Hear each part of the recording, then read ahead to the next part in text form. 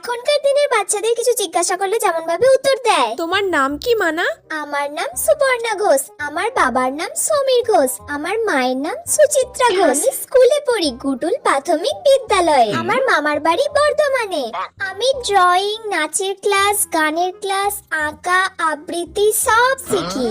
আমার বেস্ট ফ্রেন্ডের নাম সুতিষ্ণা, ওকে আমার খুব ভালো লাগে। আর আমার পছন্দ হয় না ওই স্কুলের সুমিকে, যাকে আমি একদমই পছন্দ করি না। আচ্ছা ঠিক আছে মানা, তুমি তো সব একবারেই বলে দিলে, আমাকে তো আর কিছু জিজ্ঞাসা করতেই হলো না। আগেকার দিনের বাচ্চারা যেমন ভাবে উত্তর দিত।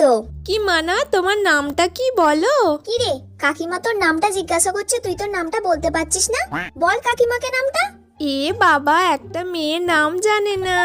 আসলে কি বলুন তো, ও না একটু লোক দেখলে বেশি লজ্জা পেয়ে যায়, সেই জন্য কিছু বলতেই পারে না। আসলে আমার মেয়েটা না খুব লাজুকে। আরে পালাচ্ছ কেন? দাঁড়াও দাঁড়াও।